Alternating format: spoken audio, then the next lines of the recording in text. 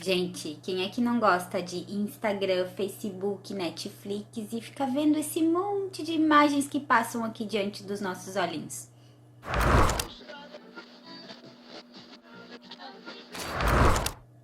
Eu tava aqui em casa pensando que recebo uma infinidade de imagens, seja pelo celular, pelo computador, pela televisão. Enfim, o nosso corpinho está sendo infinitamente impactado pela quantidade de imagens que vemos, especialmente nesse período da quarentena. Então, eu penso que seja fundamental nós entendermos um pouco sobre essa linguagem visual. Linguagem porque as imagens falam conosco. Não que elas falem assim literalmente, Mas elas transmitem ideias. Pois bem, o que eu tô querendo dizer é que devemos parar para pensar criticamente sobre isso.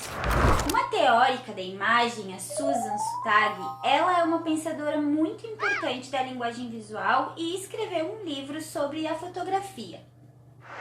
Alguns textos dela são lá de 1970, mas é incrível como eles são impressionantemente atuais. Hoje eu quero dividir aqui com vocês 5 coisas que eu aprendi com a Susan. Antes disso, vamos pensar aqui uma coisinha. Você já parou para pensar se a foto que você posta lá nas redes sociais é arte? Você já parou para pensar como a arte funciona nesses tempos de Instagram, Pinterest e etc? Bom, durante a história, algumas coisas aconteceram no mundo que mudaram a maneira dos artistas se expressarem. Quando a gente estuda o movimento artístico, o contexto do mundo é muito importante para a gente entender as imagens que nós estamos vendo. Por exemplo, quando nós vimos imagens sobre arte rupestre, elas fazem sentido porque foi graças àquelas imagens nas cavernas que os historiadores ficaram sabendo os costumes e até as crenças das pessoas que fizeram aqueles desenhos. Outro exemplo rápido foi a invenção da fotografia. Se os artistas não precisavam mais retratar a realidade, porque a fotografia já fazia isso, então eu vou pintar a minha impressão da realidade. E lá vamos nós para os impressionistas. Nós temos todos os ismos a partir daí. Cubismo, surrealismo, dadaísmo, modernismo. Mas hoje em dia, portanto, vive-se muito por meio disso aqui. O celular nos conecta com tudo e de uma maneira muito rápida. Só que ele possui uma câmera e nos faz registrar o tempo em imagem. Bom, vamos voltar para Susan. Número 1. Em algum momento da história, a fotografia tornou-se arte, mas a maioria das pessoas não pratica a fotografia como uma linguagem artística. As fotos, elas normalmente acompanham a vida das famílias para registrar a vida mesmo. Nas crianças, por exemplo, nós podemos ver o desenvolvimento, o crescimento que nós tivemos por meio das fotografias. A fotografia acompanha as nossas viagens e ela é a prova incontestável de que realmente nós estivemos naquele lugar.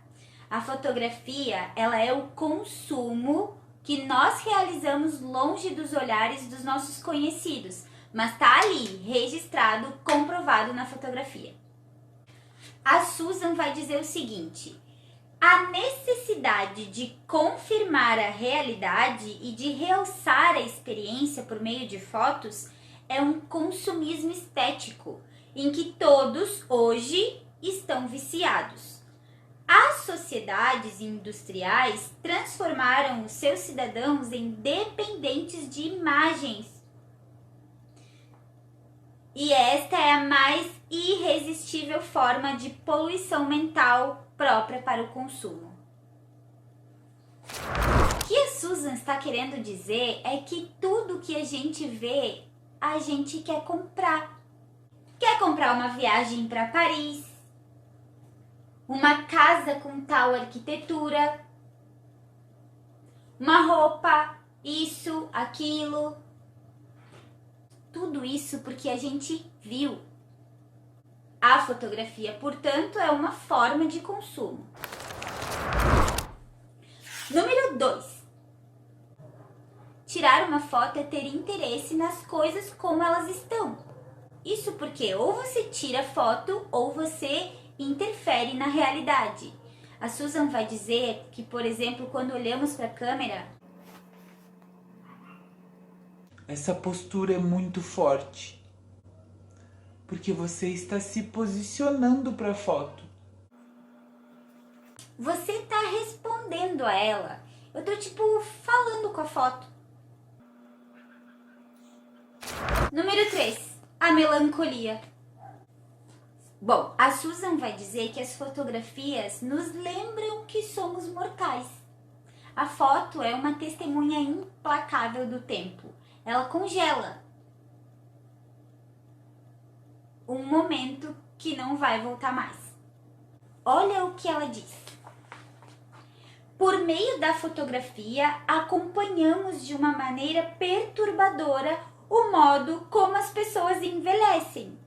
Olhar para uma velha foto de si mesmo, de alguém que conhecemos ou de uma pessoa pública muito fotografada, é sentir antes de tudo como eu, ela ou ele eram muito mais jovens naquela época.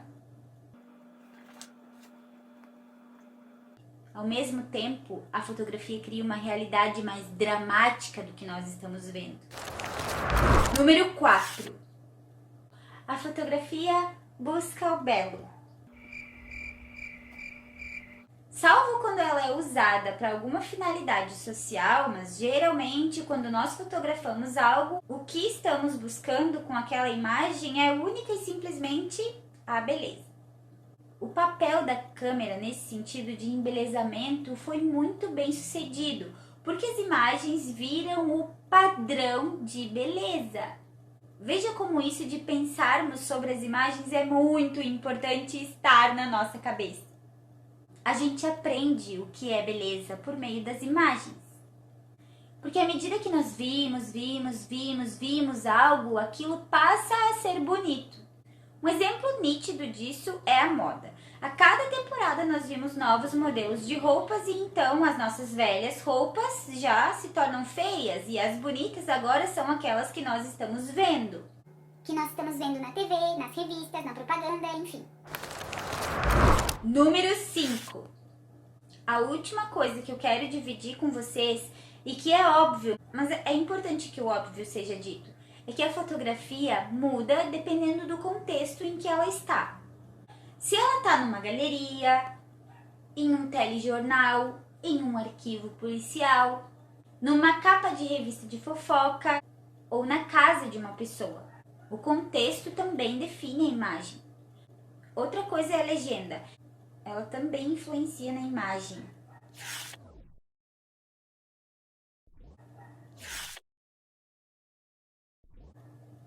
Mas nem a legenda, nem o lugar limitam quem vê a imagem de dar outros significados a elas. A gente fica aqui com os nossos dedinhos nervosos, vendo a cada minuto milhões de imagens e o nosso corpo e a nossa mente absorvem isso. Nós vamos pensar essa semana sobre as imagens e sobre a linguagem visual.